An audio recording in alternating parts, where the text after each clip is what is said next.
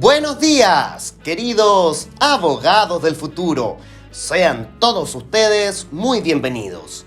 En este primer capítulo estudiaremos lo que son las normas jurídicas. ¿Qué es una norma jurídica? Se puede definir como el mandato dirigido a todos los individuos que viven en sociedad mediante el cual, bajo amenaza de sanción, se les conmina a obedecer una determinada conducta. Cuando hablamos de normas, nos referimos a aquel mandato dirigido a los integrantes de un determinado grupo social. Existen muchos tipos de normas. Las normas de trato social, normas morales, normas religiosas, normas jurídicas, etc. ¿En qué se diferencian las normas jurídicas a las otras normas, como las normas morales o las normas sociales? Tanto el derecho como la moral o cualquier otro tipo de norma imponen una conducta, pero se diferencian en la coerción que el derecho puede aplicar por sustentarse en el poder del Estado. ¿Qué significa esto? Que, a diferencia de cualquier otro tipo de norma, las normas jurídicas son obligatorias y en caso de incumplirse es el ordenamiento jurídico el que establece una sanción. ¿Y qué es una sanción? Es la reacción del ordenamiento jurídico a las personas que no han ajustado su conducta al mandato del mismo.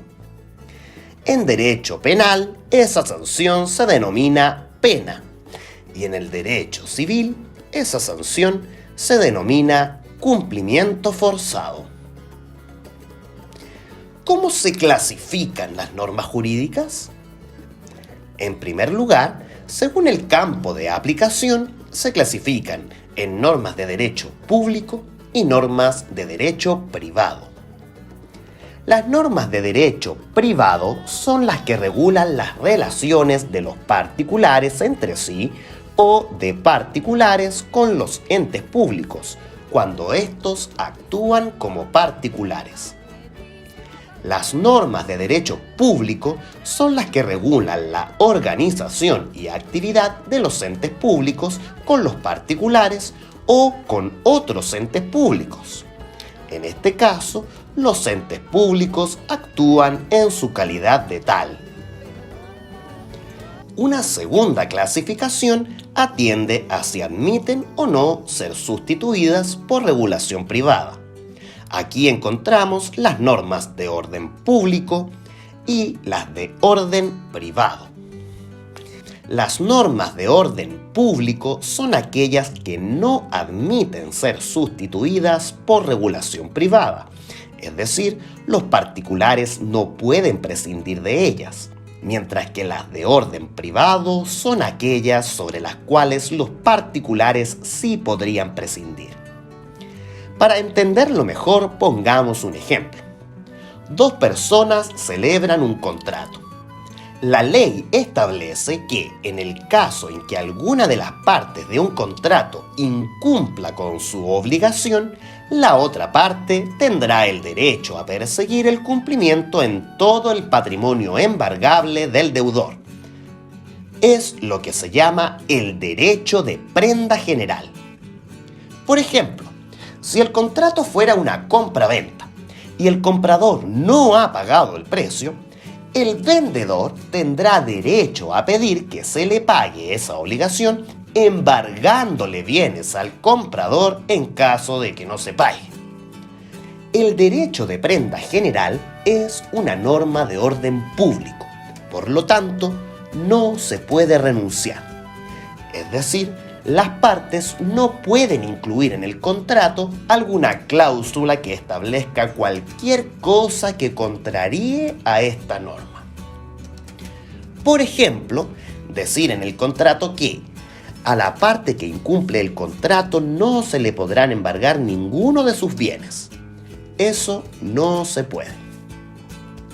La ley, por regla general, también establece respecto de los contratos que, En caso de que alguna de las partes no haya podido dar cumplimiento a su obligación acreditando que ha habido fuerza mayor o caso fortuito, en ese caso, el deudor se puede eximir de cumplir la obligación.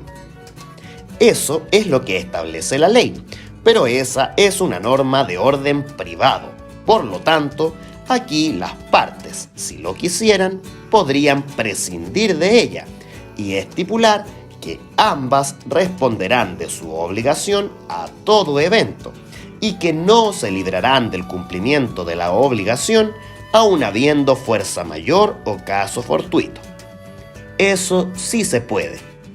Como dijimos, la norma recientemente citada es de orden privado y puede ser sustituida por otra que señalen las partes en un contrato.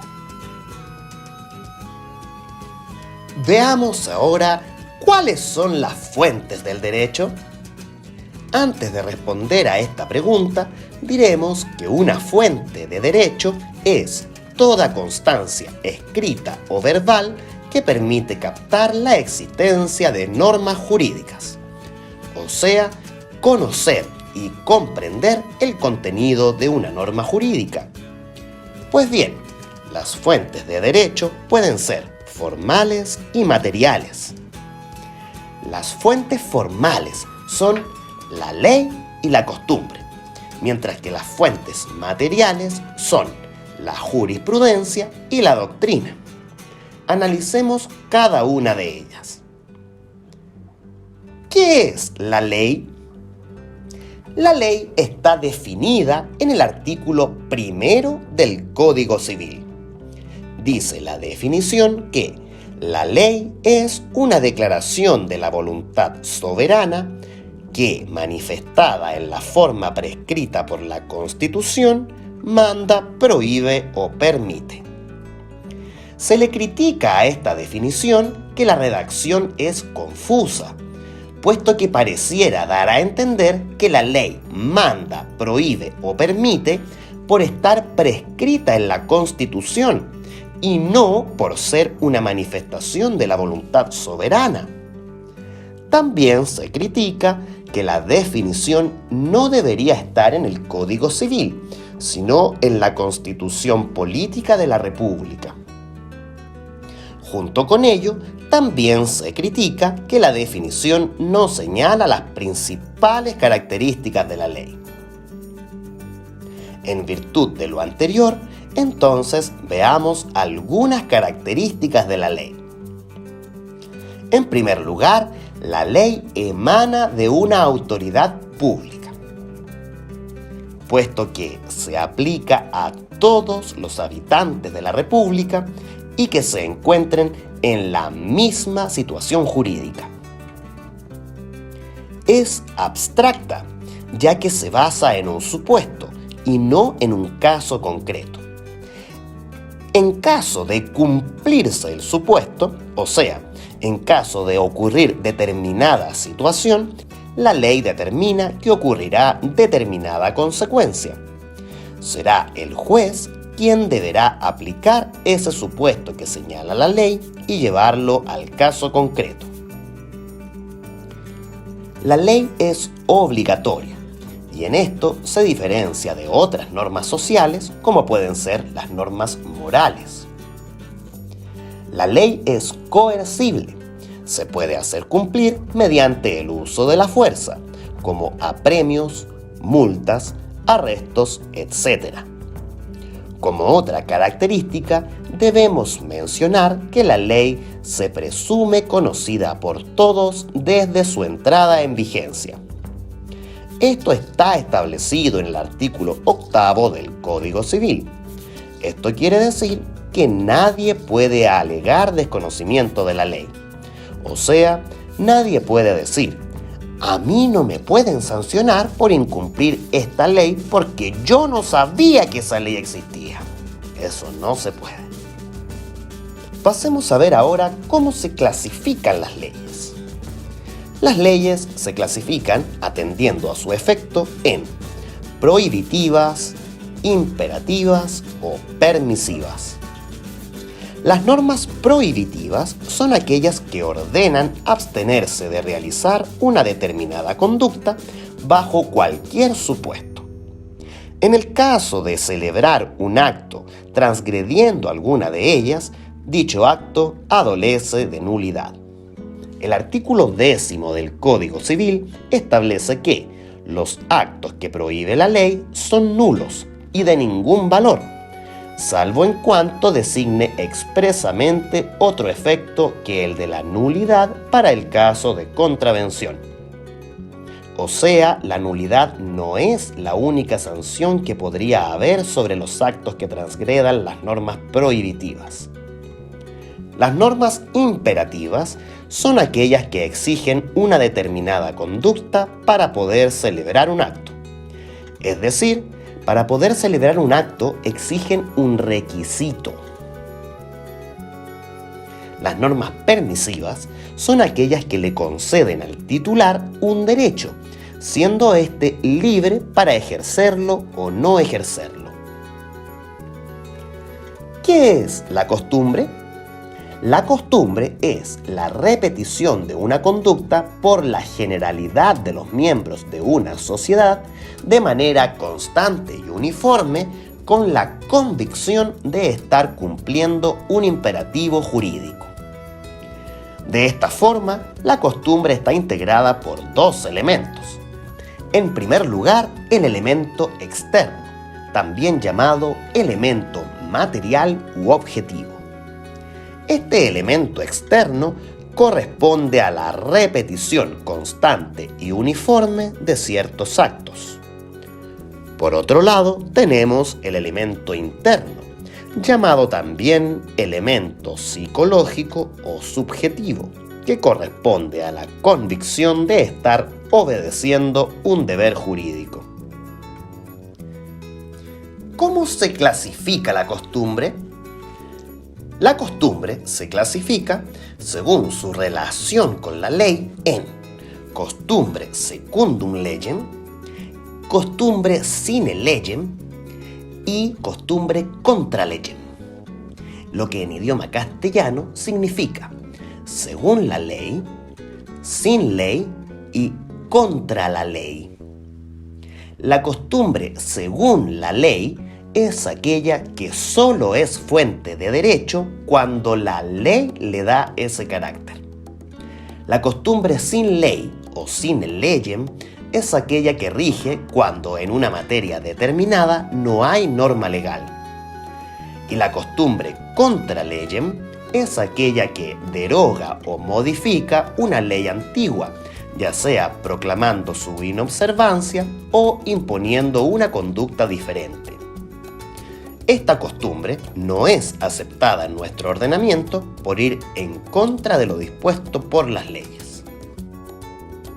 ¿Qué costumbre es la que rige en Chile? Conforme al artículo 2 del Código Civil, la costumbre no constituye derecho sino en los casos en que la ley se remite a ella. Por lo tanto, en el derecho civil chileno, la que aplicamos es la costumbre secundum legem, o según la ley. Sin embargo, en materia mercantil ocurre algo distinto, puesto que la costumbre mercantil opera sine legem, es decir, en el silencio de la ley. En conclusión, en el derecho comercial podemos recurrir a la costumbre cuando no haya ley que regule una materia. En el derecho civil no podemos recurrir a la costumbre salvo que en ese caso en particular haya ley que lo permita. ¿Y los tribunales conocen la costumbre? No, los tribunales ni ninguna autoridad pública dan constancia de su existencia. Por lo tanto, la costumbre debe ser probada en los tribunales de justicia. Sin embargo, debemos saber que se prueba de manera distinta la costumbre civil y la costumbre mercantil. En materia civil, la costumbre puede ser probada mediante cualquier medio de prueba. En materia mercantil, en cambio, El Código de Comercio señala taxativamente los medios de prueba que pueden ocuparse para probar la costumbre, y estos son: 2 sentencias judiciales que den cuenta de la existencia de la costumbre y que hayan fallado conforme a ella, o bien 3 escrituras públicas anteriores a los hechos que motivan el juicio en que debe obrar la prueba. ¿Y qué es la jurisprudencia y la doctrina? La jurisprudencia es el conjunto de sentencias judiciales dictadas por los tribunales de justicia que van formando un criterio en cuanto a cómo debe interpretarse la ley. La doctrina, a su vez, corresponde a la reflexión teórica respecto de la ley que realizan los estudiosos del derecho. Ninguna de estas fuentes tiene fuerza obligatoria.